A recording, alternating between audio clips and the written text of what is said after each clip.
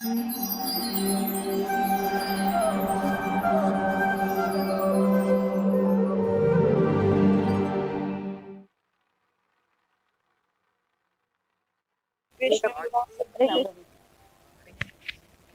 जी गौर पूर्णिमा की बहुत बहुत बधाई है।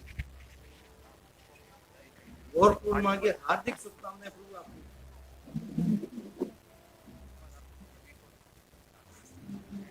गुरु पूर्णिमा की बधाई। प्रभु जी आपकी आवाज कभी कम हो रही है, कभी ज्यादा हो रही है, इक्वल नहीं आ रही। ठीक है। देखिए, इतने साल हमारे हो गए थे, लेकिन आज का इस तरीके से होली कभी आपने मनाई नहीं होगी। आज का जो दिन है वो आपने भगवान का जन्मदिन के हिसाब से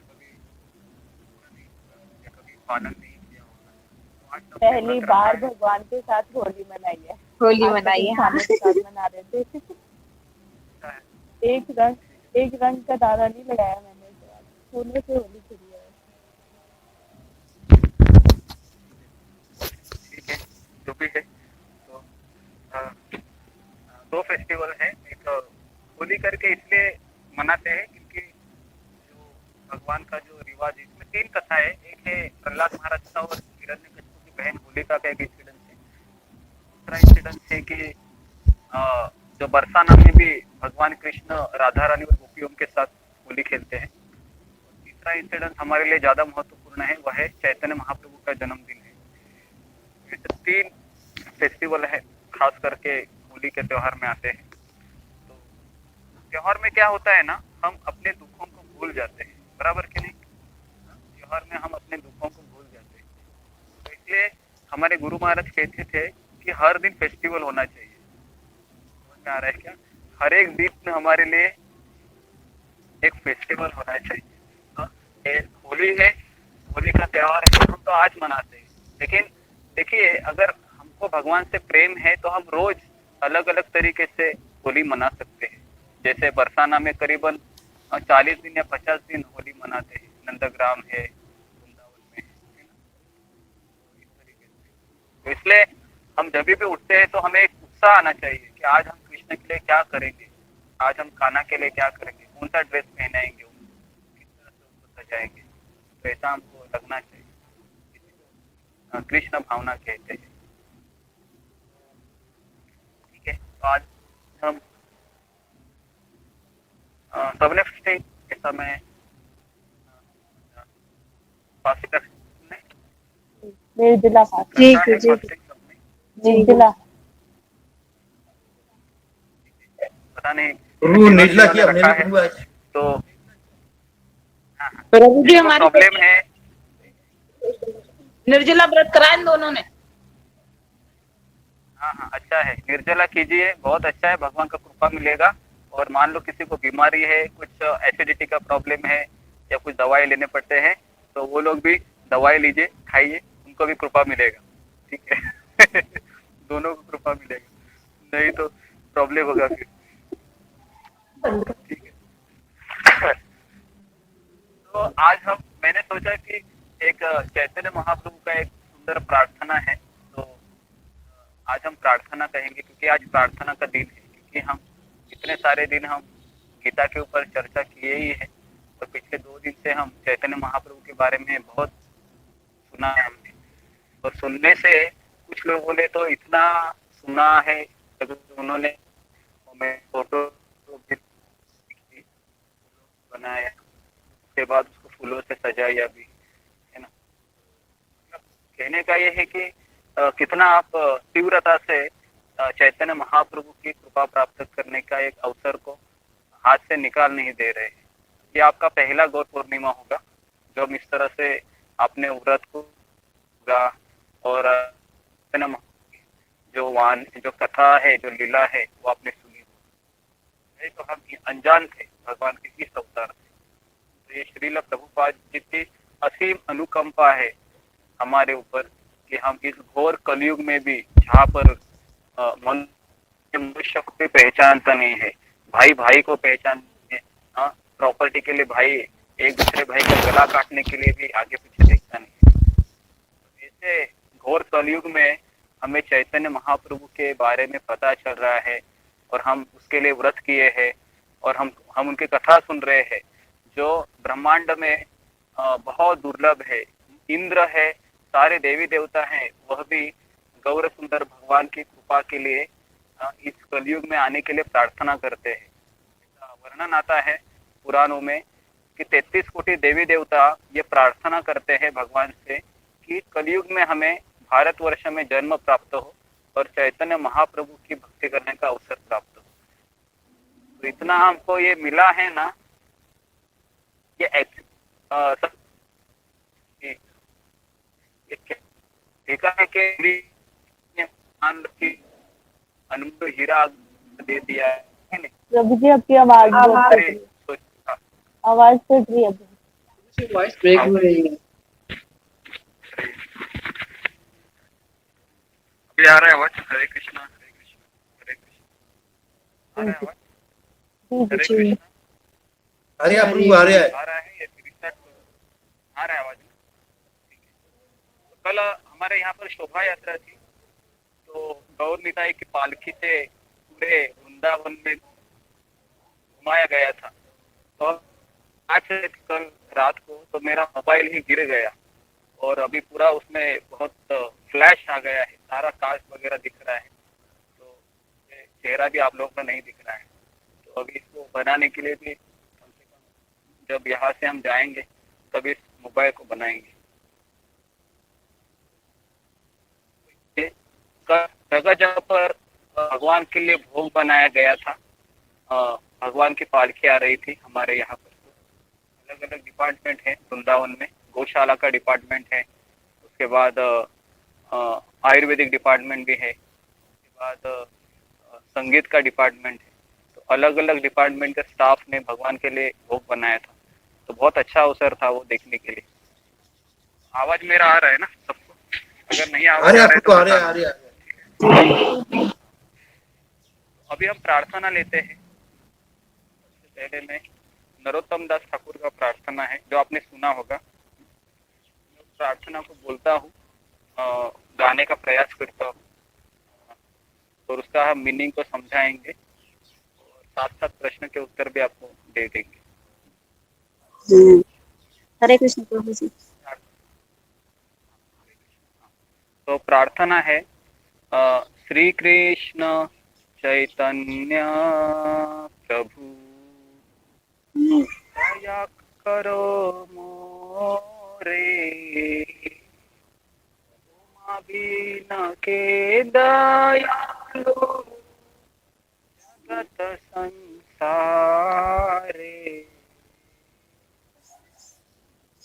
पतित पावन अवतार, समापतिता प्रभु ना पाइबे। तो इस तरह से ये भजन है जो मैंने 4 पंक्तियां इसकी गाई अभी। ये बहुत सुंदर भजन है। खास करके हम जब मायापुर में जाते थे तो दर्शनार्थी के समय यह भजन वहां पर रोज गाया जाता है। चैतन्य श्री कृष्ण चैतन्य प्रभु दया करो मोरे। तो आज अगर हमको भगवान से प्रार्थना करनी है तो गिड़गिड़ाते हुए प्रार्थना करनी है, क्योंकि भगवान आज बहुत खुश है। आप लोगों ने फास्टिंग किया है, फास्टिंग कर आप मतलब के लिए फिर से कट रहा है मुझ पर आवाज ब्रेक हो रही है प्रभु जी। रीजन कर लीजिए किससे, पता नहीं बात।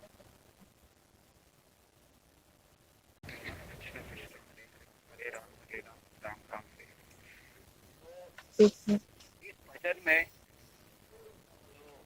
लेखक है नरोत्तम दास ठाकुर, वो कह रहे हैं कि हे प्रभु आप मुझ पर दया करो। भगवान चैतन्य महाप्रभु है, ये करुणा अवतार है। हमने पिछले बार चर्चा किया था कि भगवान श्री कृष्ण ने अर्जुन को 700 श्लोक गीता के बताए थे, लेकिन यह नहीं सिखाया था कि किस तरह से 700 श्लोकों का पालन करना चाहिए। और इसलिए स्वयं भगवान कृष्ण चैतन्य महाप्रभु के रूप में गौड़ देश है वेस्ट बंगाल में मायापुर में वो अवतार लेते हैं और जो दुर्लभ ऐसा कृष्ण का भक्ति है वह सिखाते हैं कैसे करना चाहिए। तो इसलिए हमें वृंदावन की भक्ति करनी चाहिए। जो वृंदावन भगवान कृष्ण का जन्म स्थान है, वहां पर जो राधा रानी ने कृष्ण की भक्ति की थी वैसी भक्ति हमको करना चाहिए। किसी का साउंड है चालू है, जरा बंद कीजिए। तो देखिए भगवान चैतन्य महाप्रभु को करुणा अवतार कहा गया है।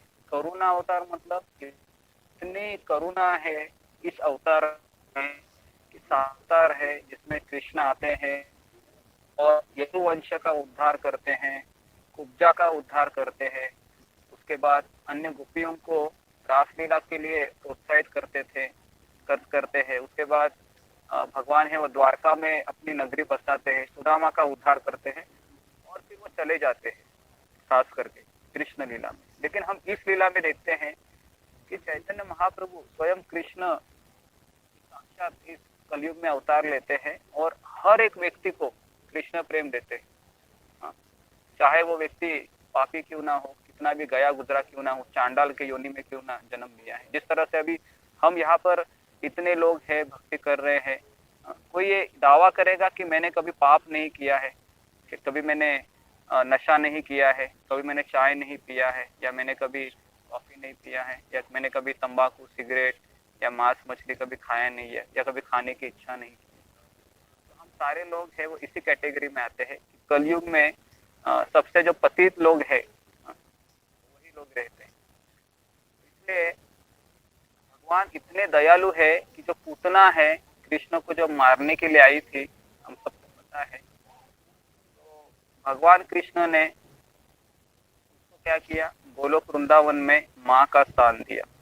ध्रुव महाराज जब भी रोते रोते आ रहे थे, उनकी जो माँ है सुनीति, वह कहती है कि बेटा तुम मेरे पास क्यों आ रहे हो, मेरे पास आके तुमको क्या मिलेगा, क्योंकि मुझे ही तुम्हारे पिता ने त्याग दिया है ना, मैं भी अभागनी हूँ, तो क्यों नहीं तुम भगवान के पास जाते, क्योंकि भगवान का जो हृदय है ना उसमें करोड़ों करोड़ों माताओं का प्रेम है, बहुत करुणा है।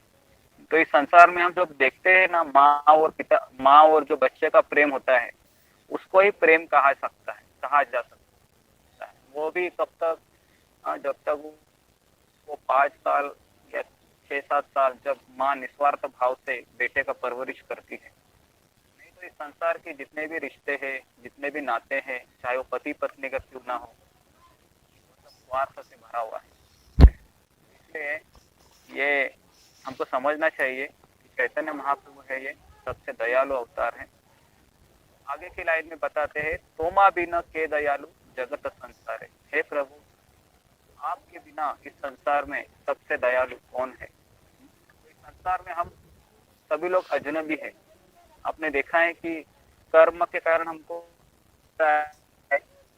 कर्म के नहीं मिलते, कर्म के मिलते कुछ प्रभु आवाज कट रही प्रभु आपकी।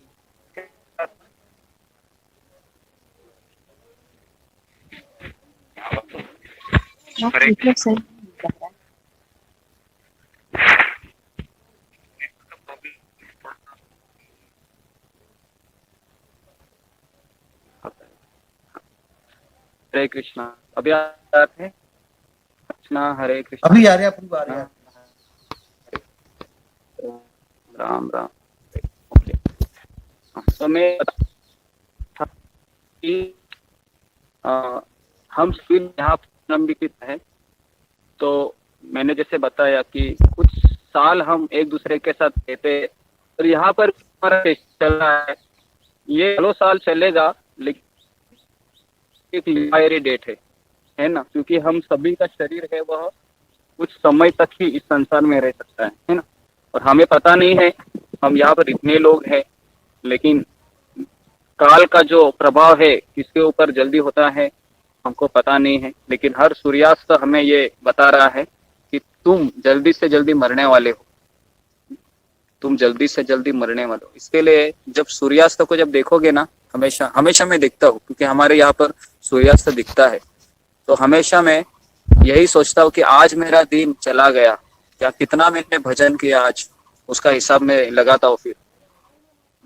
तो ये सबको हिसाब किताब लगाना बहुत जरूरी है, क्योंकि हर एक दिन जा रहा है कि नहीं। और पता नहीं मैं बूढ़ा होऊंगा, उसके बाद मुझे बीमारियां लगेगी, उसके बाद फिर इतना पीड़ा होगा कि मेरा बच्चा है, मेरा पति है, वो फिर देखते रह जाएंगे। आपको दो मीठा शब्द बोलेंगे, माँ मैं आपके लिए हूँ, या पिताजी मैं आपके लिए हूँ, आप चिंता मत कीजिए, बस। लेकिन इतना बोलने के पश्चात भी जो बीमारियां है वो लगने वाली है, बूढ़ा तो मैं होने वाला हूँ। और एक दिन डॉक्टर मुझे बोलेंगे कि देखो तुम्हारा इलाज अभी नहीं हो सकता, तुम्हारा अंतिम समय आ गया है।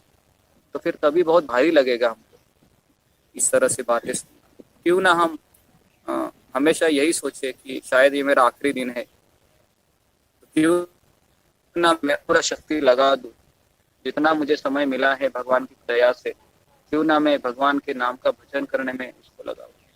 तो ये हमेशा हमको इस तरह से अलर्ट रहना चाहिए, तभी तो हम इस संसार से निकल सकते हैं। तो चैतन्य महाप्रभु हमको यही बताने आए थे कि जन्म मृत्यु के चक्र से निकलना है तो तुम गौरांग का नाम लो, मेरा नाम लो। भज गौरांगो कहो गौरांगो लहो गौरांगेर नाम रे। तो भगवान के जितने भी भक्त हैं वो कहते हैं कि आप गौरांग महाप्रभु का नाम लीजिए, जो जन्म मृत्यु के चक्र से आपको निकाल देगा। कल हमने एक कथा मैंने आपको बताई थी शिव जी की और पार्वती की, किस तरह से पार्वती भी नवद्वीप में आकर तपस्या करती है महाप्रभु की कृपा प्राप्त करने के लिए। तो आज जितने भी लोगों ने फास्ट रखा है ना, और फिर भी, और भले फास्ट आपने रखा है, लेकिन आपने भजन का तीव्रता का भी बढ़ाना चाहिए। तो मैंने कल ये बताया था, अगर आप फास्ट रखेंगे और भगवान की सेवा नहीं करेंगे, माला जप नहीं करेंगे, कथा नहीं सुनेंगे, तो फिर उस फास्टिंग का भी ज्यादा मतलब नहीं है। तो इसलिए उपवास का अर्थ क्या है, कौन बताएगा मुझे उपवास का अर्थ क्या है? किसी को भगवान के भगवान के नजदीक आना। बैठना और भजन करना। हाँ बराबर, उपवास का अर्थ है भगवान के नजदीक रहना। हाँ, ये मैंने बताया था, आप लोगों को अच्छे से सुन रहे हो, वेरी गुड। तो देखिए, दुर्लभ ऐसा कृष्ण प्रेम महाप्रभु बांट रहे हमें। तो देखिए, यहाँ पर जितने भी लोग हैं ना, आज सुन रहे हैं चैतन्य महाप्रभु के बारे में, मैं दावे के साथ कह रहा हूँ कि चैतन्य महाप्रभु की कृपा आप सबको मिल गई है। नहीं तो इस घोर कलयुग में इस बहुत सारे लोग हैं, बहुत कम लोग हैं जिनको चैतन्य महाप्रभु के बारे में पता है। तो इसलिए आप सभी लोग भाग्यवान लोग हैं इस संसार के, जो आप चैतन्य महाप्रभु के जन्मदिन पे भगवान के बारे में सुन रहे हैं, है ना। तो लोग हैं वो मजा कर रहे हैं, आज के दिन एक दूसरे के ऊपर रंग उड़ा रहे हैं, है ना, और अपने को इसी संसार में रहने की इच्छा व्यक्त कर रहे होंगे। कितना मजा है यहाँ पर। लेकिन आप लोग अभी भी सेशन में आए हो, तो आज मुझे पता था कि आज कम लोग रहेंगे, क्योंकि कई सारे लोग हैं उनकी परीक्षा रहेगी आज कि वो 3 से 4 सेशन में आएंगे या थोड़ा सा मजा करेंगे। तो कम से कम हमेशा 50 लोग रहते हैं, तो आज 15 लोग कम से कम है। हाँ, 15 लोग कम है आज। तो ठीक है, जो भी है। तो अगले लाइन में कहते हैं कि पतित पावन हेतु तव अवतार। तो भगवान कृष्ण कहते हैं कि मेरी भक्ति करने के लिए तुमको शुद्ध बनना पड़ेगा, ना? और फल की इच्छा भी नहीं करना होगा। जैसा हमने गीता में देखा, कृष्ण बोलते हैं कि मैं तुमको तभी कृपा दूंगा जब तुम फल की इच्छा नहीं करोगे, निस्वार्थ भाव से सेवा करोगे। लेकिन यह जो अवतार है ना चैतन्य महाप्रभु का, इसमें ये जो अवतार है वो पतित जनों के उद्धार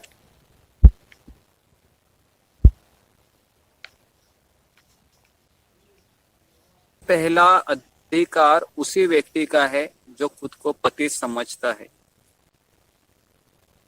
समझ में आ रहा है क्या? तो इसलिए हमारा ये पहला प्रश्न रहेगा आज का कि चैतन्य महाप्रभु की कृपा पर सबसे पहला अधिकार किसका होता है। तो ये आपको लिखना है कि पहला जो अधिकार है उसी व्यक्ति का होता है जो खुद को पतित समझता है। ठीक है, तो अगर मैं ये समझ रहा हूँ कि मैं बहुत पतित हूँ, ये पतित समझना अलग बात है, लेकिन अगर आपको कोई बोलेगा अरे तुम तो बहुत बड़े पापी हो, तो हमको गुस्सा नहीं आना चाहिए फिर, बराबर कि नहीं? हाँ, अभी हम समझेंगे कि मैं बहुत पतित हूँ, मैं बहुत पापी हूँ, भगवान मेरे पे दया करो, हाँ, सब भगवान को कहेंगे।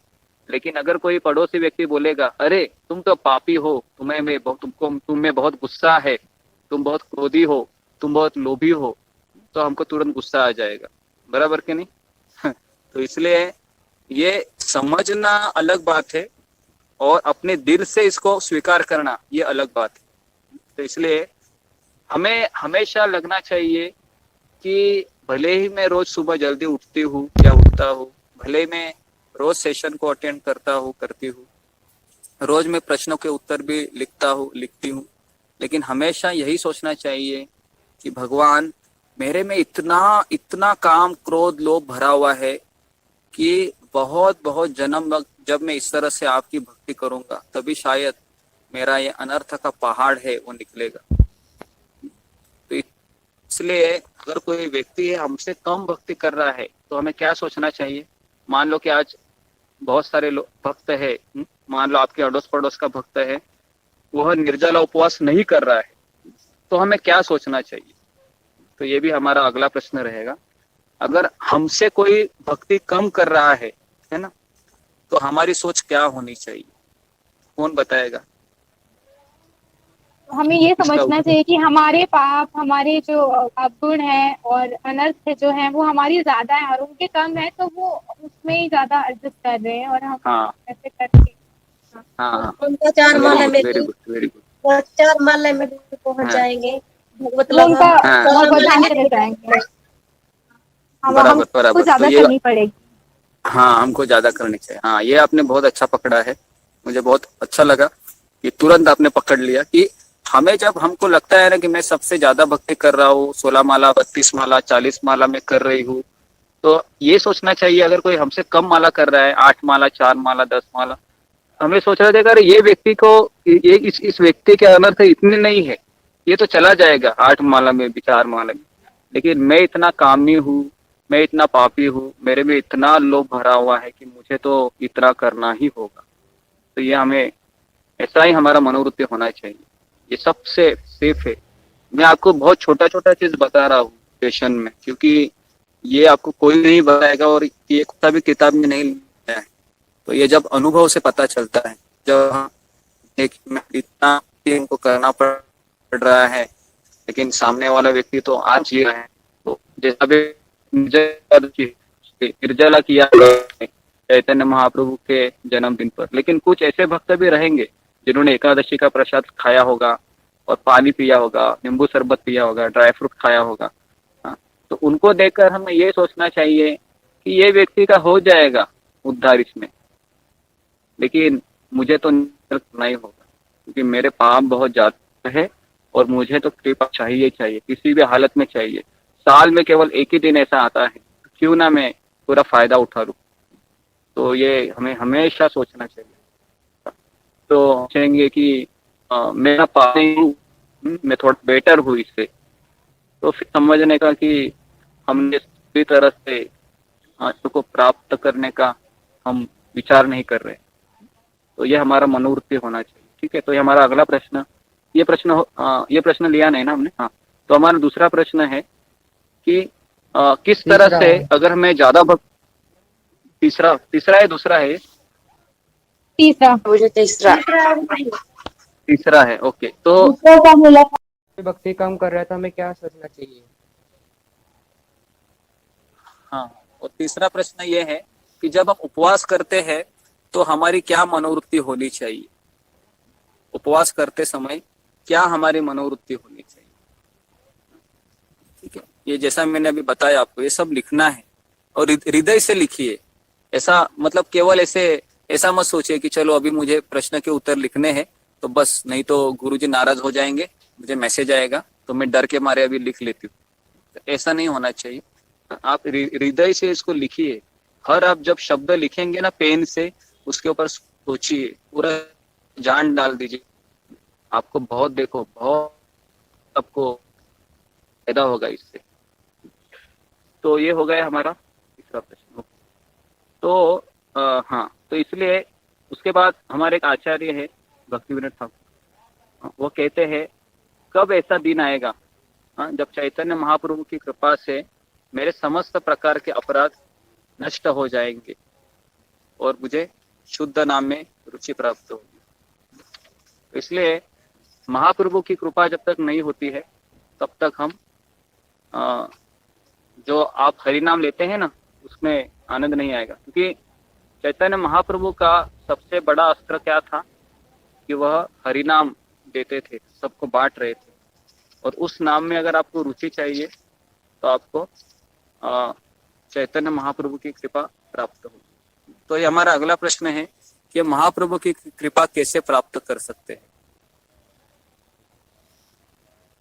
बोलिए, महाप्रभु की कृपा कैसे प्राप्त कर सकते हैं? कौन बताएगा इसका मुझे उत्तर कि हम महाप्रभु की कृपा कैसे प्राप्त? हरि नाम संकीर्तन करके, ज्यादा से ज्यादा संकीर्तन करके हरि नाम में अपने हाँ, को और समझते हैं, अपने को पतित समझकर। हाँ, अपने आप को पतित समझकर हरि नाम हम पतित समझकर अगर उस भावना से अगर हम हरि नाम लेंगे तो फिर हमें चैतन्य महाप्रभु की कृपा मिलेगी। तो इसलिए हमेशा आप इसलिए आप किसी भक्त से भी बात करेंगे ना, हमेशा आपने उनसे कहना चाहिए कि दंडवत प्रणाम प्रभु जी, दंडवत प्रणाम माता जी, दंडवत प्रणाम। तो ये हमेशा हमको हमारा ये भाव होना चाहिए कि मैं आपका दास हूँ, आप मेरे स्वामी है, क्योंकि यही भावना है, यही गोलोक वृंदावन में या वृंदावन में टॉप मानी जाती है। क्योंकि जितना हम खुद को दूसरे भक्त का दास समझेंगे उतना हमारा ज्यादा भक्ति में आनंद आएगा, और जितना हम सोचेंगे कि मैं इससे बेटर हूं मैं, तो फिर हमको इतना आनंद नहीं आएगा।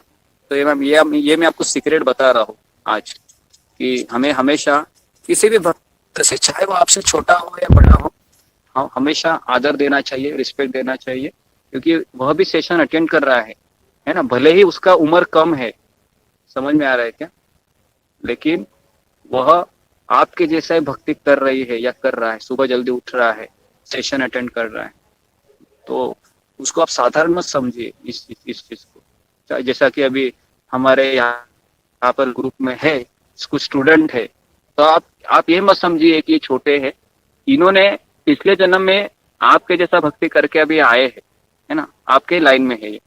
तो इसलिए कोई पीछे से आता है, चाहे उसका उम्र कम क्यों ना हो, लेकिन हमें हमेशा यही सोचना चाहिए कि ये मेरे जैसे, ये मेरे से भी बेटर है, और मैं इनकी सेविका हूँ या मैं उनकी दासी हूँ, या मैं उनका दास हूँ। ऐसे लोगों के लिए प्रभु जी ज्यादा रिस्पेक्ट आती है, जो हमसे कितने बेटर है। हाँ, कम एज में ही सच है। हाँ, हम एज में ही ज्यादा देखते हैं कि मैं इससे बहुत, मैंने बारिश के सीजन देखे हैं, गर्मी के सीजन देखे हैं, और मैं इससे काफी बड़ी हूँ, है ना, ये तो बच्चा है। जैसे प्रहलाद महाराज की उम्र कितनी थी? 5 साल के बालक थे, सोचिए ना। सुखदेव गोस्वामी भी 16 साल के थे। ध्रुव महाराज भी बहुत कम थे, कम आयु में भगवान को प्राप्त किए। तो इसलिए हम हमेशा यही समझना चाहिए, कोई लड़की है जो, जैसे मुझे फोन आते हैं, कई सारे स्टूडेंट के फोन आते हैं कि हम भक्ति करना चाहते हैं, हमारे माता पिता हमको करने नहीं देते, प्रभु जी हम क्या करें। लेकिन अभी मैं भी क्या कर सकता हूँ उनके लिए, क्योंकि अभी वो छोटे हैं, भले ही कृष्ण के पास आना चाहते हैं, लेकिन अभी तक परिपक्वता नहीं आई है उनकी बुद्धि में। तो इसके लिए उनको कुछ चीजें हमको समझानी पड़ती है कि फिलहाल आप माता पिता की तरह ही कीजिए।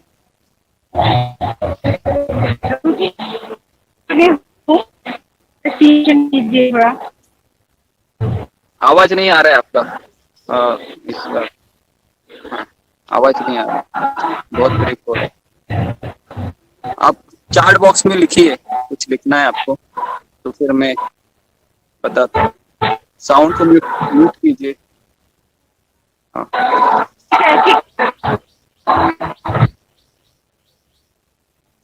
हाँ, ठीक है, ओके। तो मैं ये बता रहा था आपको कि क्या बता रहा था मैं, हाँ, ये जो कम उम्र के जो भक्त है हमारे सेशन में, तो उनको आप थोड़ा सा क्या करेंगे, उनके ऊपर भी थोड़ा सा गाइड कीजिए उनको और हमेशा रिस्पेक्ट दीजिए। लेकिन कुछ कुछ चीजें अगर वो अटपटाक जैसे बोलते हैं तो फिर उनको कहो कि मेरे से बात करो करके, ठीक है, फिर मैं उनको समझा दूंगा तो जिस तरह से। ओके, तो अभी ये जो मैंने आपको बता रहा हूँ, तो यहाँ तक किसी को गुरु हमेशा समझते हैं कि वो हमसे बहुत योग्य हैं। हाँ? गुरु छोटे बच्चे हैं ना, बहुत हमसे बहुत ज्यादा योग्य, हमसे बहुत समझते हैं, उनके तो बहुत नॉलेज हमसे ज्यादा। हाँ हम तो बिल्कुल ही नहीं, हम तो महामूर्ख है, मतलब पतित से नीचे ग्रह समझते अपने आप। लेकिन अभी भी हम प्रयास करते हैं, लेकिन हो ही नहीं पाता, भूल ही आते हैं। अभी सुबह याद करता हूँ, शाम को गाया। ठीक, हाँ, तो इसके लिए ना ये सुनना चाहिए। मैं जो बता रहा हूँ ना आपको, ये जो लेक्चर है ना, ये जो खास कर 10 मिनट का रिकॉर्डिंग हुआ होगा, तो इसको आप सुनिए बार बार कि ये हमारा ना कॉन्शियसनेस होना चाहिए कि मैं कुछ नहीं हूँ। आई थिंक हमेशा हमको ये सोचना है, Krishna I was nothing, I am nothing, I will nothing, but you are everything. मेरा भूतकाल में भी मैं कुछ नहीं था, वर्तमान में भी मैं कुछ नहीं हूँ, और भविष्य काल में भी कुछ नहीं रहूंगा, लेकिन कृष्ण आप मेरे लिए सब कुछ रहेंगे। तो ये हमेशा मेरा ये प्रार्थना होनी चाहिए। नहीं तो जब हम समझेंगे ना कि मैं खुद कुछ तो लायक हूँ, तो समझने का कि हमको अहंकार छू रहा है।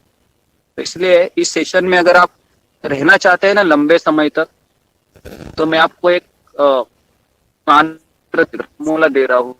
मैं हर से रिस्पेक्ट करो। मेरे पेरेंट्स स्टडीज को लेके बहुत वरी रहते हैं कि जो है भक्ति में आ गई है, अब पढ़ाई में मन नहीं लगता एंड सो सब कुछ होता है।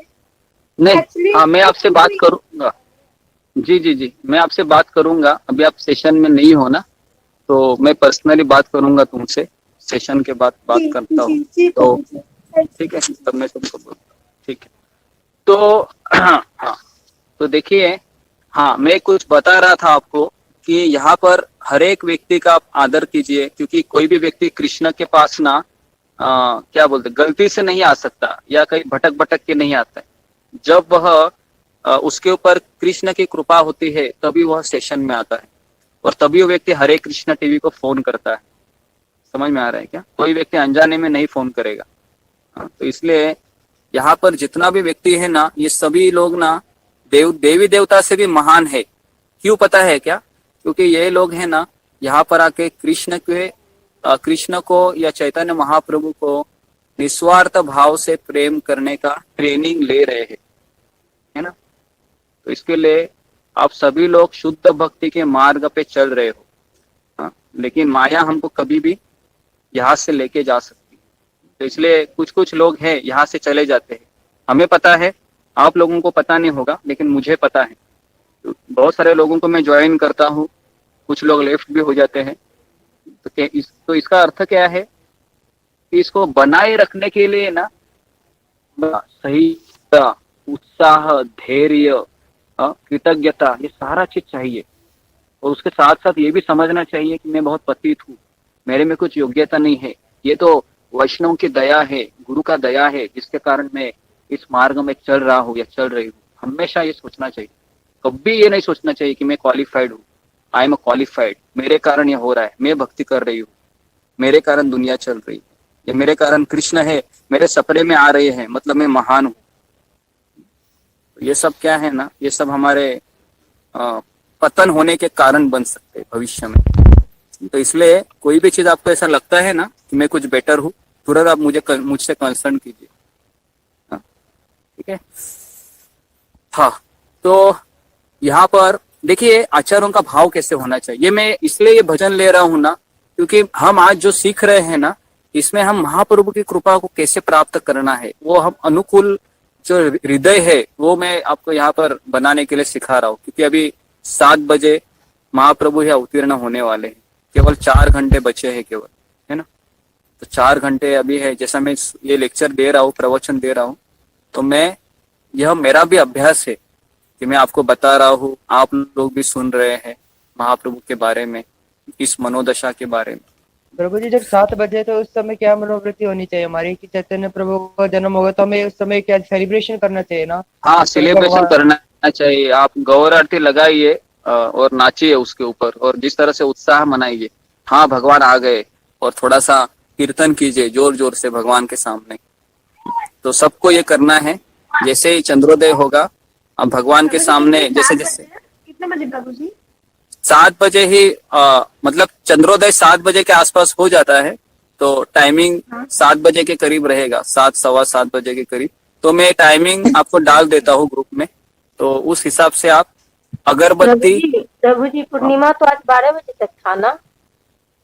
हाँ, पूर्णिमा 12 बजे है, लेकिन अभी चंद्रोदय की बात कर रहे हैं हम। आज चंद्रोदय होगा, वह कितने बजे होगा, या चांद कभी हमको दिखेगा, तो उसके ऊपर हमको भगवान का आरती करना है। मैंने बताया था, अगरबत्ती आपको दिखाना है, उसके बाद आपको फूल दिखाना है, अर्घ्यम दिखाना है, उसके बाद चामर दिखाना है, और रूमाल भी दिखाना है। और भगवान के लिए एक अच्छे से नींबू शरबत बनाइए। आज सभी लोग जिन्होंने फास्टिंग किया है, नींबू शरबत भगवान को अर्पण कीजिए, और फिर वह ग्रहण कीजिए, नींबू पानी, ठीक है।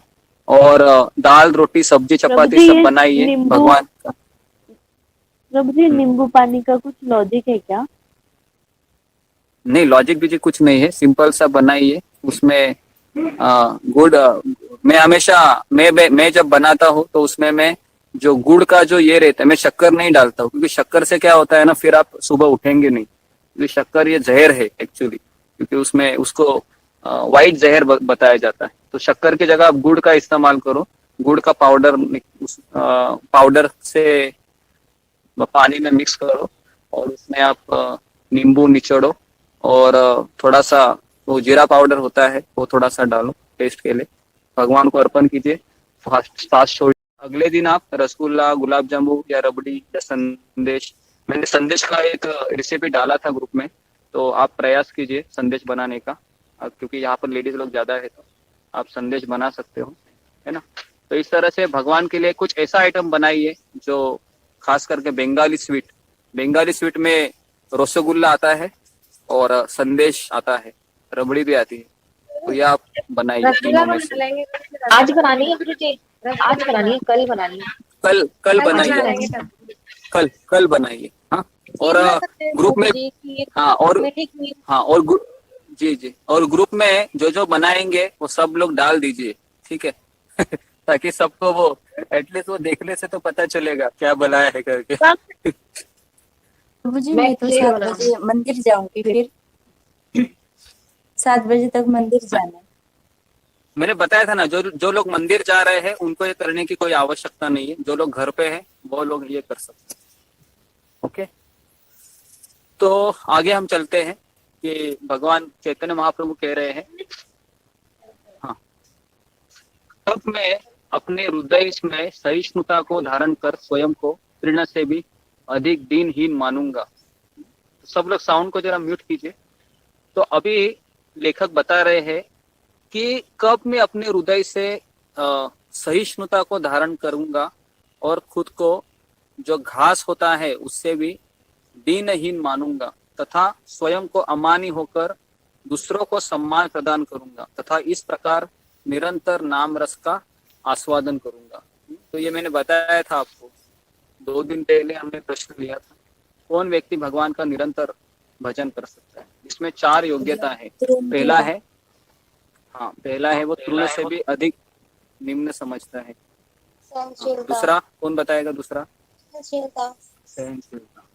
तीसरा मान, दूसरों को मान देता हूँ, मान की अपेक्षा न करना, और जो सम्मान की अपेक्षा ना करता हो।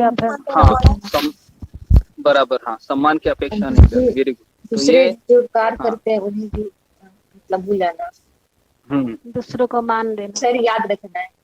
जी, दूसरों को मान देना, और खुद को अगर आप दंडवत दिया, आपने किसी को प्रणाम किया है, मान लो कोई बात नहीं, हाँ, तो उसे आपको ये अपेक्षा नहीं करनी है कि इसने मुझे दंडवत नहीं दिया। हाँ, बोलो। मैंने एक जगह पढ़ा था कि ये चैतन्य महाप्रभु ऐसा भी बोलते हैं कि जो व्यक्ति उस व्यक्ति को मान देता है जो जिसको कोई मान नहीं देता है, तो मैं उससे बहुत प्रेम जिस करती हूँ। जो व्यक्ति हाँ मतलब वही है कि हाँ जो मान के अपेक्षा नहीं करता है, बेसिकली जो मान के अपेक्षा नहीं करता। क्योंकि संसार में ना सबको मान चाहिए। देखो आप, खास करके लेडीज में होता है, अगर कोई रोज फोन करते हैं ना और एक दिन फोन नहीं करते हैं, कोई आपकी सहेली है ना या कोई रिश्तेदार, तुरंत गुस्सा आ जाता है, आता है कि नहीं? हाँ, मन में सोचते हैं कि अरे मैं इसके पीछे लगती हूँ, इसको तो कुछ भी नहीं है, तुरंत ये थॉट आता है। तो इसके लिए ये जो अमानिना है ना, या प्रैक्टिस कीजिए कम से कम। हाँ, ऐसा आप मन बनाइए, 15 दिन बनाइए कि मैं आज से मैं क्या करूंगी, 15 दिन तो कम से कम मैं अमानिना इस क्वालिटी का मैं अभ्यास करूंगी या अभ्यास करूंगा। हाँ, किसी से मान की अपेक्षा नहीं करूंगा। और दूसरा है, मान हमेशा मैं देता रहूंगा किसी को भी, चाहे आप वो कंपनी का कोई स्टाफ क्यों ना हो, या नहीं कंपनी का स्टाफ को मत दो, नहीं तो उसका गलत फायदा हो जाता है। बेटर है आप यहाँ पर भक्तों से जब बात करते हैं तो आप हमेशा खुद को पति मान दीजिए कि आप कितना अच्छे हो, आप कितना अच्छा भक्ति करते हो, मुझे भी आप कृपा दीजिए, मैं भी आपकी तरह भक्ति करूं। अगर कोई व्यक्ति सुबह उठने में दिक्कत आती है तो उसको उस व्यक्ति के आशीर्वाद लेने चाहिए जो सुबह जल्दी उठता है ना। उसको बोलना चाहिए कि आप मेरे लिए जरा भगवान के पास प्रार्थना करो कि मुझे सुबह उठने में दिक्कत हो रही है। हाँ, तो ये आपको मैं फॉर्मूले दे रहा हूँ। ये अगर आप आपके लिए अगर कोई व्यक्ति प्रार्थना करेगा ना तो आप निश्चित ही उठ जाएंगे। लेकिन आप अपने बलबूते अगर उठने को चाहेंगे कि मैं उठ जाऊंगी तो नहीं, तो नहीं होगा। गुरुजी हाँ गुरुजी हाँ मैं ये कहूंगी कि मेरे लिए ऐसा करो। मेरा मन ऐसा होता है कि मैं नहीं उठ पाती हूँ कई बार, और मेरा मतलब मन हटने को हो जाता है कि मैं बीमार हो गई, तो से तबीयत खराब हो गई है। हाँ हाँ, बराबर। तो आपने पहला नंबर लगा दिया अभी। ठीक है, अच्छा है। तो हाँ,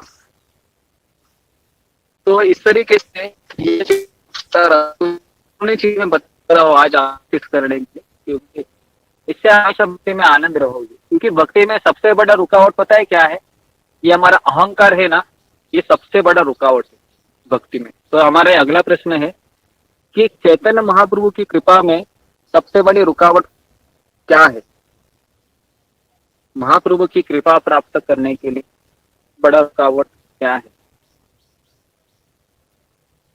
क्या है प्रभु जी सबसे बड़ी रुकावट?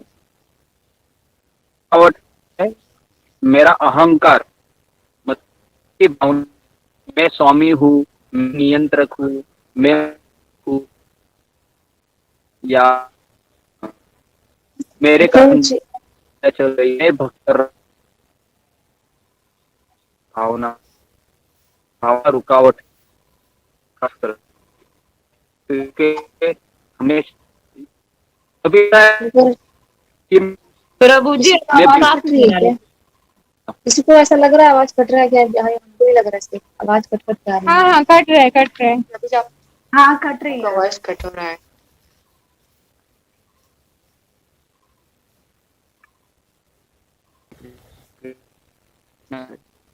काम है।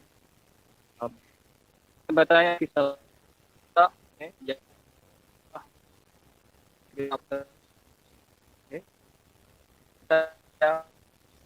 तो मन में भक्त भक्ति मुझे वॉइस ब्रेक हो रही है। अभी भी हो रही समझ है। नहीं आ रहा है, कुछ समझ नहीं आ रहा है। ब्रेक हो रहा है। जय गुरु जी। मुझे बहुत ज्यादा आवाज नहीं आ रही।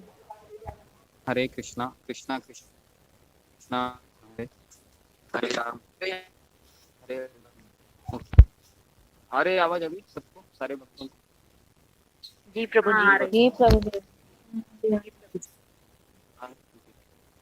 तो आगे बताया जाता है कि हे गौर सुंदर, मैं धन जन विद्या सुंदरी तथा अन्य प्रकार की देह सुखकारी वस्तुओं को नहीं चाहता हूँ। तो हम धन मतलब पैसा, जन मतलब फॉलोवर, हाजी हाजी करने वाले लोग, विद्या मतलब जैसा मैं डॉक्टर हूँ, मैं इंजीनियर हूँ, मैं सॉफ्टवेयर इंजीनियर हूँ, या मैं नर्स हूँ, या मैं अकाउंटेंट हूँ, ये जो है ना इसको अविद्या कहते हैं। और चौथा है सुंदरी, मतलब कोई स्त्री चाहती है मुझे सुंदर पुरुष मिले, कोई पुरुष चाहता है मुझे सुंदर स्त्री मिले। तो ये अन्य प्रकार के देह सुखकारी वस्तुओं को मैं नहीं चाहता हूँ। तो मैं क्या चाहता हूँ, यहाँ पर बताया है कि मैं जन्म जन्मांतर प्रभु आपके श्री चरणों में मेरा अहेतु की भक्ति बना रहे, यही मैं चाहता हूँ। तो ये हमारा अगला प्रश्न है कि एक भक्त को क्या नहीं चाहना चाहिए और क्या चाहना चाहिए, या क्या उसकी चाहत होनी चाहिए। तो इसमें आपको 4 चीजें लिखनी है, धन, जन, अविद्या और सुंदरी। और चाहना क्या है कि आप जन्म जन्मांतर आपके चरणों में मेरा भक्ति बना रहे, या मैं अपने भक्तों का या गुरु का मैं दास बन के भक्ति करता रहूं। तो इस तरह से आप प्रभु जी धन प्रभु की जी बात प्रभु जी का दोबारा धन बोलिए, ना विद्या नहीं धन का चाहना चाहिए। धन विद्या और धन, सुंदरी, सुंदरी मतलब सुंदर स्त्रियां या सुंदर पुरुष, अगर लेडीज है सुंदर पुरुष, जेंट्स है सुंदर स्त्रियां। गुरु जी ये धन, इसके अविद्या, अविद्या, अविद्या है कि अविद्या, विद्या? विद्या, विद्या, अविद्या विद्या। तीन हुआ ना गुरु जी, एक और क्या था? धन, विद्या, सुंदरी और धन और जन, जन धन मतलब जन फॉलोअर, विद्या सुंदरी। सुंदरी। हाँ, जैसा ये कुछ श्लोक है ना, न धनम न जनम न सुंदरी कवितां वा जगदीश कामये मम जन्मनि जन्मनीश्वरे भवताद भक्तिर अहेतुकी त्वयि। चैतन्य महाप्रभु कहते हैं कि मुझे धन नहीं चाहिए, मुझे सुंदर स्त्रियों का सहवास नहीं चाहिए, मुझे जन नहीं चाहिए, तो मुझे क्या चाहिए? मम जन्मनि जन्मनीश्वरे, मुझे अनेक अनेक जन्मों में केवल आपकी अहेतुकी भक्ति प्रदान करें। अहेतुकी मतलब क्या है? बिना कोई कारण, कोई कारण नहीं चाहिए, केवल एक ही कारण, मुझे महाप्रभु को प्रसन्न करना है, मुझे मेरे गुरु को प्रसन्न करना है। अगर वैष्णव लोग नाराज हो गए, गुरु नाराज हो गए, भगवान नाराज हो गए। अगर वैष्णव खुश है, भगवान खुश है। हमें हमेशा यही समझना चाहिए, क्योंकि कृष्ण है, गोपाल है, आपके सामने आएंगे नहीं, है ना। सबके घर में अभी गोपाल है, हमारे घर में जितने भी, हमारे ग्रुप में जितने भी भक्त है, सबके घर में मैं देख रहा हूँ गोपाल है, बराबर है। लेकिन गोपाल है वो कभी बोलेगा नहीं माँ माँ माँ माँ आप अच्छा भक्ति कर रही हो तू, हाँ, ऐसे गोपाल बोलेगा नहीं। समझ में आ रहा है? तो तो ये प्रभु जी आप सिखा तो रहे हैं हमको भक्ति, प्रभु जी आप हाँ। सिखा तो रहे हैं हमको भक्ति करना। हाँ, सिखा तो मैं रहा हूँ, लेकिन समझ में आना चाहिए भगवान जी। कैसे खुश होते हैं। नहीं तो हम सोचेंगे कि मैंने गोपाल को इतना अच्छा ड्रेस पहनाया, इतना अच्छा मैंने उसको नहलाया, और क्या देखता है मेरा गोपाल, वाह वाह वाह वाह लेकिन अंदर, लेकिन अंदर आपने होमवर्क ही नहीं किया और सेशन में ही नहीं आए, है ना। ऐसा नहीं होना चाहिए, ठीक है। तो ये समझ में आना चाहिए। ओके, तो अभी हम आगे बढ़ते हैं। और आगे कहते हैं भक्तिविनोद ठाकुर कि कृष्ण का नाम का उच्चारण करते समय कब मेरा शरीर है पुलकित होगा और कब मेरी वाणी गदगदित हो जाएगी, कब मेरा नेत्रों से निरंतर अश्रुधारा बहेगी। तो ये हमें प्रार्थना करना चाहिए भगवान के सामने। मैं भगवान रोज सुबह उठती हूँ, 4 बजे का अलार्म लगाता हूँ, कभी कभी मैं लेट भी हो जाता हूँ, फिर मुझे अफसोस होता है कि मैं क्यों नहीं उठ पाया, मैं क्यों नहीं उठ पाई। मेरा आज अभी गुरु जी का मैसेज आएगा, मुझे डांट पड़ेगी, फिर मैं क्या बोलूँगी, तो ये डर रहता है। तो इसके लिए हमें ये भगवान से प्रार्थना करना चाहिए कि जब भी मैं आपका नाम लेता हूँ तो क्यों ना मेरे आंखों से आंसू क्यों नहीं आ रहे हैं। तो आंसू क्यों नहीं आ रहे हैं? क्योंकि मेरा मन है वह अभी भी विषय वासना में लगा हुआ है। समझ में आ रहा है? तो ये हमारा अगला प्रश्न है, अगर भगवान का नाम जपते समय मेरे आंखों में आंसू नहीं आता है तो इसका क्या मतलब है? ये बहुत इंपॉर्टेंट प्रश्न है। मैं प्रश्न भी ऐसे आपको दे रहा हूँ ना, आज तक किसी ने ऐसे प्रश्न दिए नहीं है। समझ में आ रहा है क्या? आपको एकदम मैं अंदर अंदर की बातें मैं आपको बता रहा हूँ कि क्या मनोवृत्ति होनी चाहिए, कैसे मुझे हमको ये इसका समझना उत्तर क्या चाहिए। है?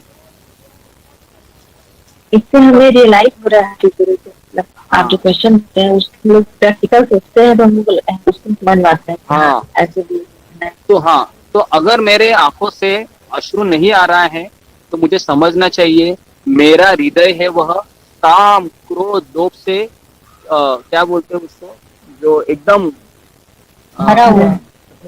नहीं भरा हुआ है, नहीं भरने के बाद भी वो पता है ना फूट फूट कर, जिस तरह से आपने देखा है जब आटा वाला रहता है ना, आटे का देखा है, आटे के मशीन में हम आटा जाते हैं तो आटा कभी कभी रहता नहीं है, तो आटे वाला क्या करता है उसको जोर जोर से वो जमीन के ऊपर है वो पटकता है, पता है, फिर वो आटा अंदर जाता है और थोड़ा सा जगह बनाता है, देखा है आपने ऐसे? तो उस तरह से मेरे हृदय में अनर्थ है ना वो एकदम फूट फूट कर भरे हुए है। समझ में आ रहा है क्या? हाँ, तो ऐसा हमको सोचना चाहिए जब मेरे आंखों से आंसू नहीं आ रहा है। ठीक है, तो ये बहुत इंपॉर्टेंट क्वेश्चन है, मैंने आपको बताया। उसके बाद तो उसके बाद कहते हैं कब मैं नवदीप में गंगा के किनारे या वृंदावन में जमुना के किनारे जाकर हे गौर हे नित्यानंद बोलते हुए नाचते गाते हुए एक पागल व्यक्ति के भांति लोक लज्जा का परित्याग करके इधर उधर भागता रहूंगा। तो ये भी यहाँ पर बताया है कि अगर कोई व्यक्ति कहता है कि आप पागल हो गए हो भक्ति में, आप इस तरह से रोज 3 बजे कैमरे के सामने खड़े रहते हो और पता नहीं कौन व्यक्ति है आपका ब्रेन वॉश कर रहा है, ऐसा भी लोग बोलते हैं। कौन व्यक्ति है? हा? किसके सामने आप बैठते हो? कौन है वो? आपको वो क्या पट्टी पढ़ा रहा है ना? पति को पत्नी से दूर ले जा रहा है, वो माँ को माँ को बेटे से दूर ले जा रहा है, कौन व्यक्ति है वो? है ना, ऐसे बोलते होंगे शायद आपके घर वाले, है ना आप उनको जानते हो, बराबर के नहीं, ना कभी मिले हो, उस व्यक्ति के पीछे पागल हो गए हैं, वो जैसा बोलता है आप घर पे करते रहते हो। तो अभी हुआ क्या हुआ हो?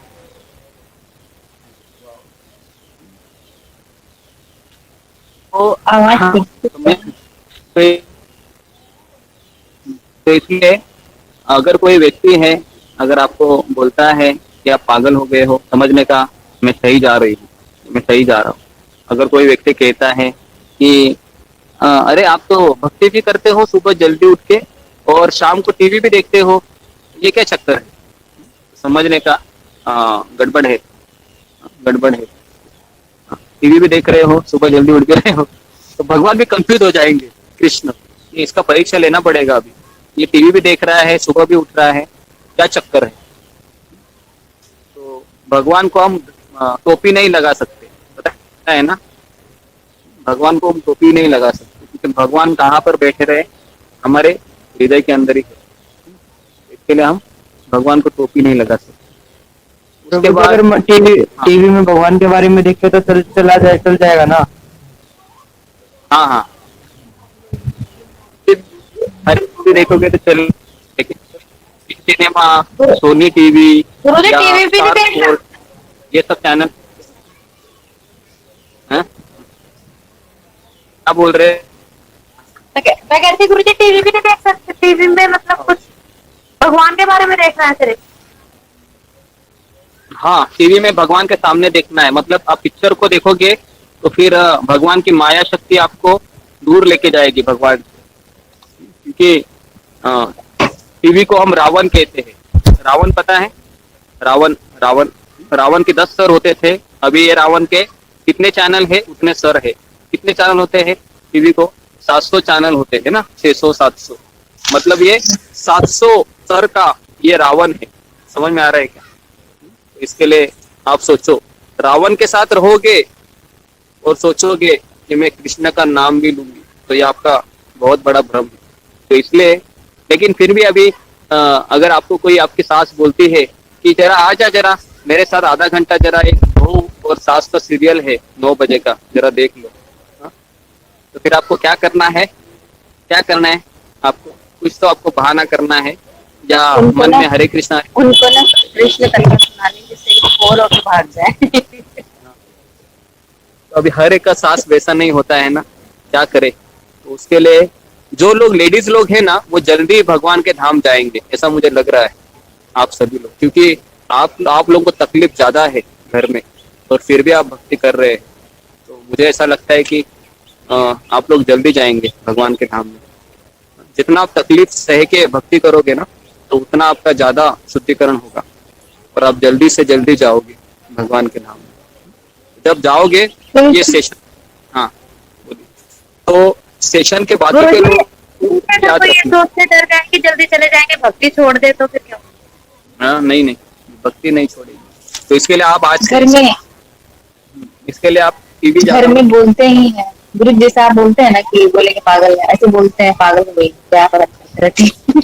हाँ हाँ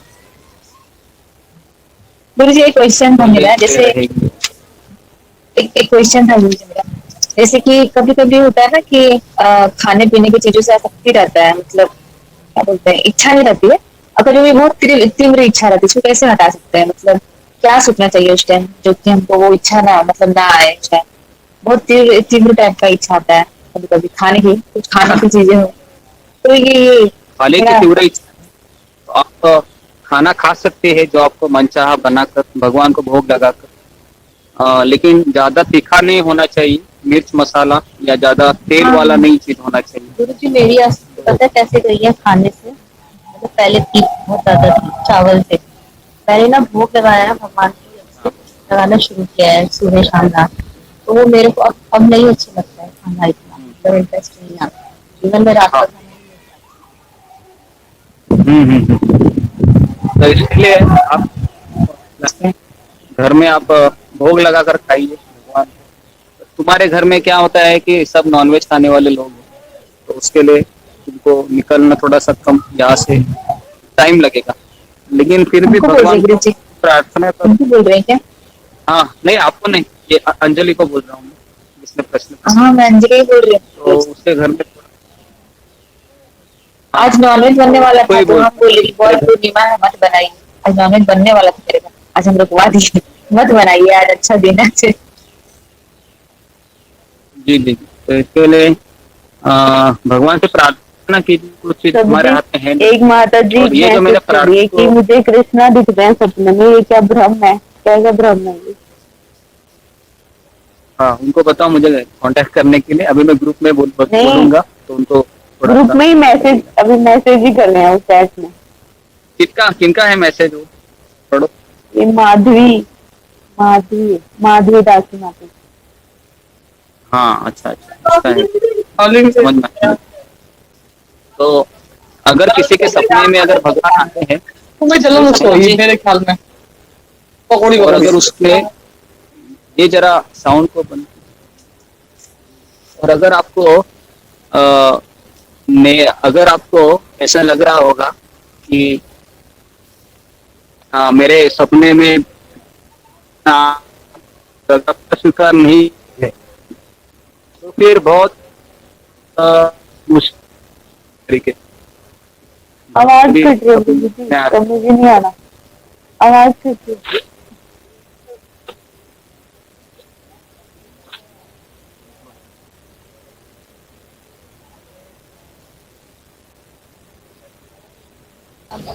हरे कृष्ण। तो मैं ये बता रहा था, हरे कृष्ण गुरु को, हाँ हरे कृष्ण। हाँ तो मैं बता रहा था आपको कि ये जो अगर भगवान हमारे सपने में आ रहे हैं किसी के, मान लो, और अगर आपके हृदय में अभी भी क्रोध है, अभी भी लोभ है, गुस्सा आ रहा है आपको, और गुरु को आप छोड़ रहे हो, और अगर आपने गुरु को धारण ही नहीं किया है, गुरु की बातें गंभीरता से नहीं लिया है, तो ये एक भ्रम है, समझ में आता। लेकिन अगर आप पूरी तरह से गुरु को समर्पित है ना, कि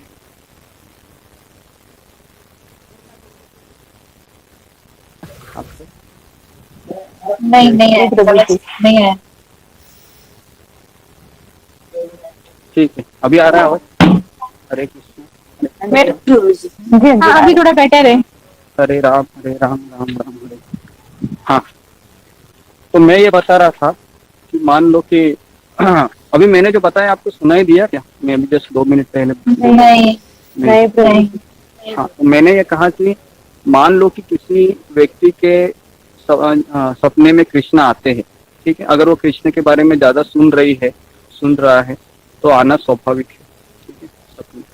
लेकिन अगर आप ये सोचोगे कि मैं लेकिन मैंने गुरु को अपनाया नहीं है, या मैं गुरु के वचनों पे नहीं चल रही हूँ, या मुझे कुछ तो मैं कमी है मेरे में जिसके कारण मैं कर नहीं रही हूँ या कर नहीं रहा हूँ, और अगर मेरे में क्रोध भी है, लोभ भी है, मैं गुस्सा हो जाती हूँ जल्दी से, घर में कोई मुझे बोलता है, तो समझने का कि ये भ्रम है और कृष्ण इसलिए सपने में आ रहे हैं क्योंकि आप ज्यादा कृष्ण के बारे में सुन रही हैं और वो समय का प्रभाव है।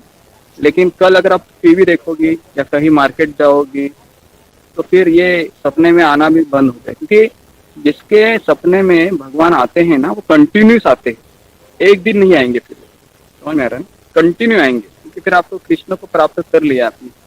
लेकिन ऐसे कभी तो ऐसे आ गए मान लो, और अगर आपने गुरु को भी आप धारण नहीं किए हैं, वापस आते हैं, तो इस प्रकार से वो ऐसा नहीं होता है। तो उसके लिए मैं इस तरीके से कभी भी आपको लगा ना कि मुझे भगवान सपने में आ रहे हैं, तो सपने में आ रहे हैं बहुत अच्छा है, मैं ऐसा नहीं बोल रहा हूँ, लेकिन वो भ्रम भी नहीं बोल सकते। आप ये सुन सकते हैं मुझे भक्ति में मैं आगे बढ़ रही हूँ या बढ़ रहा हूँ, ये इसका सिग्नल। कभी ये नहीं कि समझना चाहिए लेकिन मैं बहुत अच्छा भक्त बन हरे गई या कृष्ण बन गया। प्रभु जी। हाँ प्रभु जी, मुझे भी ना कल मतलब 3 दिन के पहले नीम के पेड़ के नीचे कृष्ण भगवान जी बांसुरी लेके खड़े थे, ऐसे मतलब सपने में देख रहे और मुझे बोल रहे कि सुरेखा अभी तो तूने मुझे घर के अंदर लिया नहीं क्या, ऐसा बोल रहे थे। हाँ, तो देखो मैं अभी भी बोल रहा हूँ, कभी कभी क्या रहता है ना, आप घर में जब भक्ति करते हो तो जाहिर है कि कृष्ण के भावना में आप कुछ सोच रहे होंगे, लेकिन जैसा मैंने अभी अभी बताया कि ऐसे सपने हैं, अगर किसी को कृष्ण प्राप्त होता है तो रोज आते हैं, है ना, आपको रोज आना चाहिए, एक दिन नहीं आना चाहिए। और आपने तो पहले ये समझना चाहिए कि कृष्ण मुझे गुरु के मार्फत मिलने वाले हैं, है ना, आपको खुद से आप भगवान को प्राप्त नहीं कर सकते, ये मैंने कई बार बताया है आप इसी प्रवचन में। और आते भी है तो ये समझना चाहिए कि हाँ कृष्ण मेरी भावनाओं को सुन रहे हैं, मेरी भावनाओं को अप्रिशिएट कर रहे हैं, है ना, मैं उनके नजदीक जा रही हूँ, मतलब मैं जहाँ पर जिस ट्रैक पे चल रही हूँ वह बोनाफाइड है, तो ये आप समझ सकती हो। लेकिन कि अभी मैं बहुत भक्त बन गई हूँ। जी नैना माता जी का मैसेज चैट बॉक्स में है, वो बोल रही है कि हमारे अंदर तो पहले से ही बहुत सारे ये है अनर्थ हैं, तो हम कैसे अपने आप को समझ सकते हैं। ठीक है, मैं उनसे बात करूंगा।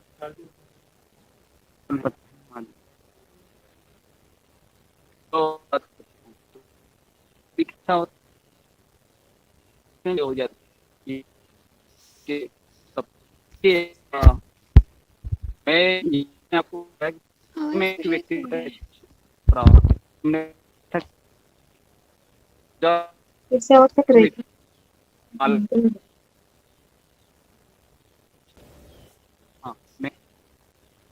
कृष्ण के आने की चेष्टा करता है और इसके हर में से एक क्या बोले कुछ समझ में नहीं आ प्रभु जी, समझ में नहीं आ रहा प्रभु जी, आवाज बहुत कट रही है, कितना दिक्कत हो रहा है, बात करो वही डबल मेहनत। गुरु जी भी दुखी हो गए बेचारे। प्रभु जी के हरे कृष्णा आ रहा है आवाज अभी? हरे कृष्णा आ रहा है आवाज? थोड़ा सा नेटवर्क का प्रॉब्लम है।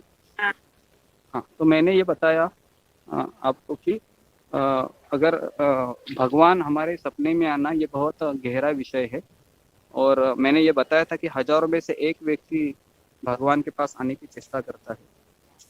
तो ये बहुत दुर्लभ है, किसी को कृष्ण प्राप्त होना कलयुग में बहुत दुर्लभ है ना। करोड़ों में एक व्यक्ति है शुद्ध भक्त बनता है ना। मैंने बताया था आपको कि करोड़ों में एक व्यक्ति रहता है जिसको कृष्ण प्राप्त होते हैं, क्योंकि जिस मार्ग पे हम चल रहे हैं इस मार्ग में बहुत सारी और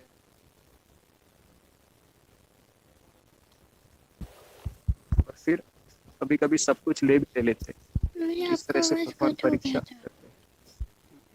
लेकिन आज मैं आपको यही बताना चाहूंगा कि आप चैतन्य महाप्रभु का जो कृपा है ना, उसके बारे में स्मरण करें। और जब आपको कृपा प्राप्त होगी तो आपको भक्ति करना बहुत आनंदमय लगेगा। और आप सेशन में आने, अगर आप सेशन को ज्वाइन करने की प्रतीक्षा कर रहे हैं ना, समझने का कि आपकी भक्ति में तरक्की हो।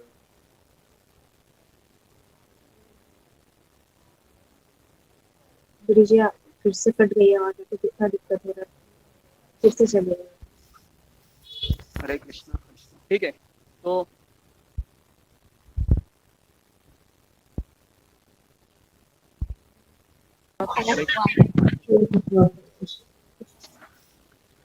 राम हरे राम राम राम।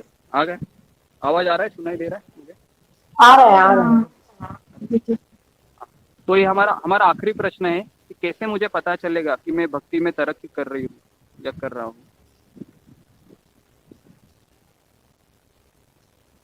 कैसे मुझे पता चलेगा कि मैं भक्ति में तरक्की कर रहा हूँ या कर रही हूँ?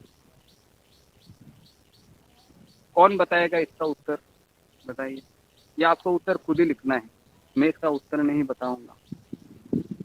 जब मान और अपमान समान लगे, जब गुरु जी रोना आना शुरू हो जाए, जब हमें जपा करने के लिए एक्साइटमेंट होगा, वैराग्य और आसक्ति से होती जाए।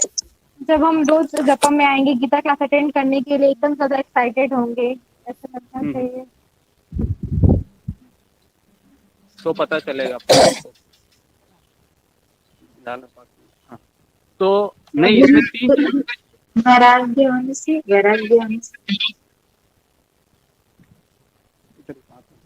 एक चीज है कि नहीं, इसका इस प्रश्न का उत्तर मैं नहीं बताऊंगा। मैं देखता हूँ कि कौन लोग इसका सही उत्तर बताएगा। ठीक है, तो मैं इसका उत्तर नहीं बताऊंगा। प्रभु जी, जब मान और अपमान समान लगे तब ऐसा हो सकता है? नहीं, मैं प्रैक्टिकल चीज बता रहा हूँ आपको। ज्यादा ये मान अपमान के ऊपर भी मत जाइए, साधारण चीज में लिखिए। विकार है ना, विकार कम होंगे तो वैराग्य की और उसकी उन्नति, भक्ति की उन्नति होगी। नहीं, गुरु जैसा बोलेंगे पूजा में मन राह लगना पे शुरू हो चले। जाए ना, भक्ति में रोना आना शुरू हो जाए। आप थोड़ा सा हिंट दे दीजिए। मैं हिंट देता हूँ आपको। अगर आपको सुबह जप करने में आने के लिए आनंद आता हो, अगर आपको सेशन ज्वाइन करने में आनंद आता है, अगर आपको प्रश्न उत्तर लिखने में आनंद आता है, तो समझने का कि मेरा भक्ति में तरक्की हो रहा है। ठीक है, बहुत सिंपल मैंने बताया। ओके, बताना क्या होता है? गुरु जी ये भी तो है, गुरु की आज्ञा का पालन करना। हाँ, वही अभी ये आज्ञा का ही पालन है ना। ये 3 चीजें कर रहे हैं, ये आज्ञा का ही पालन है। गुरु की आज्ञा का पालन करने के लिए कई बार क्वेश्चन आंसर में थोड़ा ऐसा लगता है रिस्पॉन्सिबिलिटी है, ये भी करना है, वो चीज हो जाती है। ठीक है, तो यहाँ पर हम रुकते हैं आज। तो प्रभु जी, हाँ, चैंटिंग करते क्यों हमें रुचि नहीं रहती है प्रभु जी चैंटिंग करते हो? मैंने बताया ना, 4 चीजें बताई थी। नम्रता नहीं है हमारे में, सहिष्णुता नहीं है, अमानी न मानदीन नहीं है, इसके लिए रुचि नहीं है। गुरुजी, चैतन्य महाप्रभु का जब हम वाले अब पूजा करेंगे तो उसका कोई भजन या कीर्तन है, आप बता सकते हैं? जो हाँ, आरती के लिए हाँ डाल दीजिए। गौर आरती में हाँ सेंड कर दीजिएगा ना, सेंड कर दीजिएगा ना गुरुजी। हरे कृष्णा हरे कृष्णा हरे हरे हरे हरे राम हरे राम राम हरे राम राम राम हरे हरे हरे कृष्ण हरे कृष्ण कृष्ण हरे राम।